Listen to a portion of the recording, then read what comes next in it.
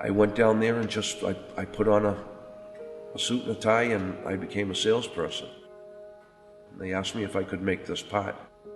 And I had no clue how to make it, but I said yes anyway. And they said, okay, make us 10 samples. Part of that, making that pot, it was 3 different pieces that all had to be silver soldered together. I had never touched a torch, but I said I could do it, so. I brought them back the samples and I left that company with a purchase order in my hands for $25,000. I got that purchase order, I brought it home proud as a peacock, showed it to my father, and he was on board. He was willing to help me do whatever we had to do. My mom and dad went to the bank and got a loan, and I bought the things I need to produce those pots, and I think in the first year we probably made $100,000 making those pots. What's that? How old were you when that was happening? I was probably 25 years old.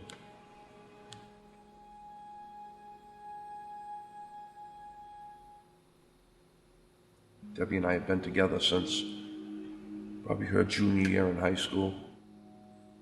We fell in love almost right off the bat, and I think, true or not, I felt like I had to make something of myself I realized almost within a short period of time that Debbie was the person that I wanted to spend the rest of my life with. And I kind of felt as though I had to make something of myself to gain that and to be there. I wanted to make her parents proud. I wanted her family to like me. Worked at Hershey Products right up until about the time Debbie and I were ready to get married. This is 5 years from meeting Debbie to probably this point. And right around that time, I got the idea to start a small shop of my own, part-time. Took what money I had and I bought a small manual lathe and a small manual milling machine.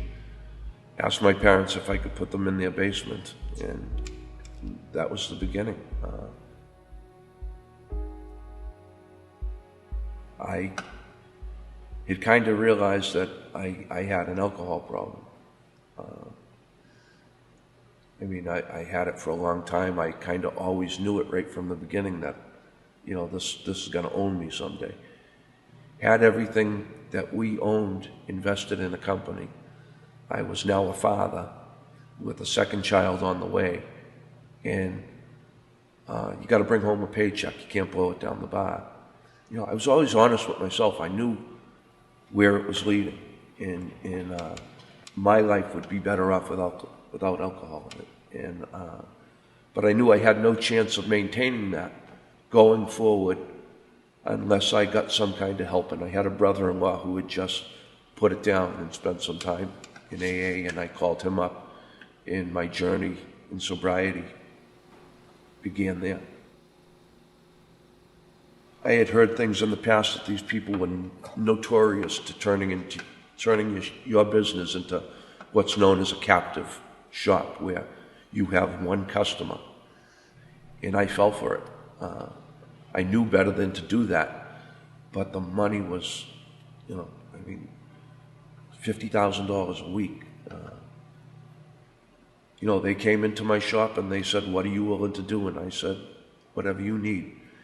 I grew the company to accommodate them, and I planned out my machine purchases so that 4 to 5 years into this 5-year contract, things would be paid for and everything would be good. Well, 3.5 years into this contract for building 12 machines, it became 8 machines, and the flow of work and money shut off like you shut off your kitchen sink,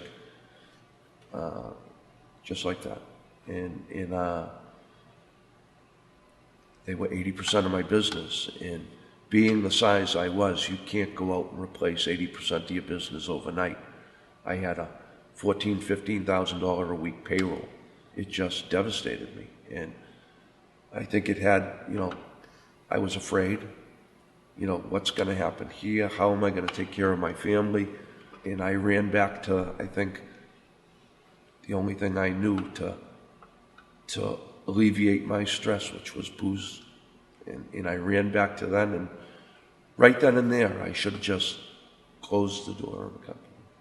I tried to keep going, but it didn't work. It just couldn't happen.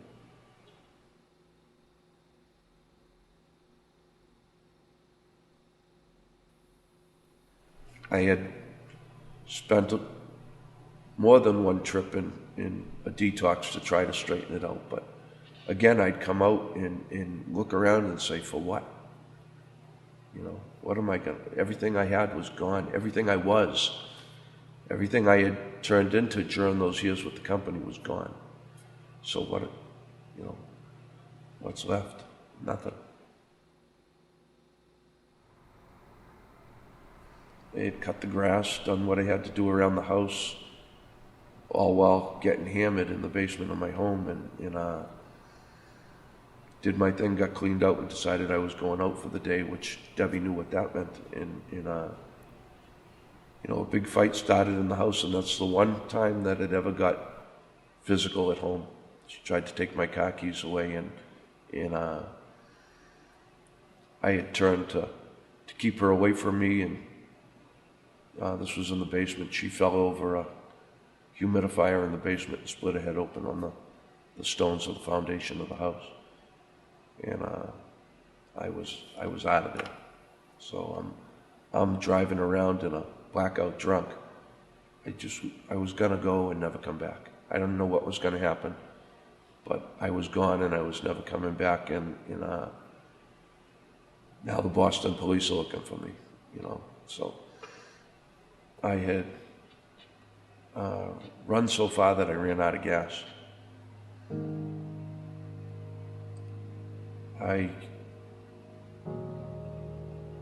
Guy was out cutting his lawn, and I took his gas tank at gunpoint, fill up my car so I could get going again. And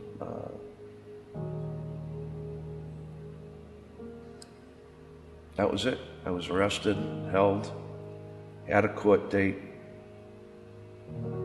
Decided to go into detox again, and a day or two later I came to in detox, and I opened my eyes and I said, everything's really gone now. Right? You know, wife and kids are gone. I'm in a lot of trouble. You know, what are you gonna do? What's left? There was nothing. So I decided to give it one more shot for myself because everything else was gone. I spent 4 months at that detox. And from there I went on to a halfway house in Boston called the Gavin House, and I stayed there for 6 months. And all while being away from everybody. I just knew it was over. In my mind, Debbie was, you know, getting ready to divorce me. I had called my parents from the halfway house one day, and my wife answered the phone. It was strange. It was really strange. And there was just silence. Neither one of us knew kind of what to say. And I think she said, I love you. I didn't want to say I love you again. I was petrified that I was going to go back into these people's lives and do it again. We secretly, without anybody knowing it, met. And she knew what I was going through. She knew that I thought that being a father and a husband meant, you know, being able to give them everything they wanted. I couldn't shake that. I probably still to this day have some of that, but I'm smarter than that today.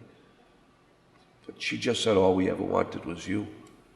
And that had an impact.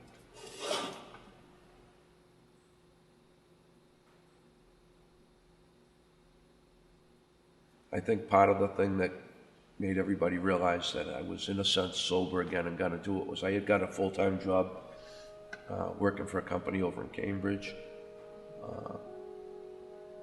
And I think that almost more than anything else, was so important because it gave me purpose again, and it gave me,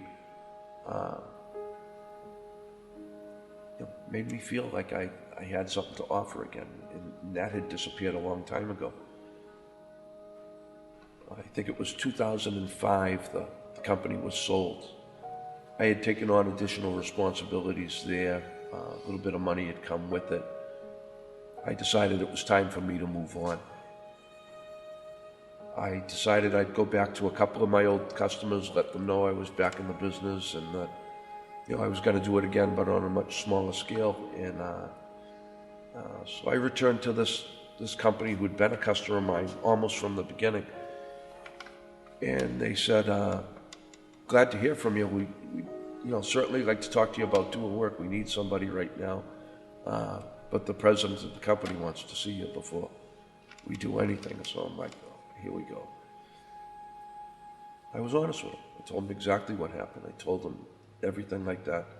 He goes, I remember being proud of you for taking that step for your family and everything like that. He said, I just got sober. I'm 3 years sober now. I'm doing much better, this and that. He shared his story with me. I shared my whole story with him. And I walked out of there with a $60,000 order in my hands. It was like, I had 6 weeks to deliver the parts and I didn't have a single machine yet. So it was on.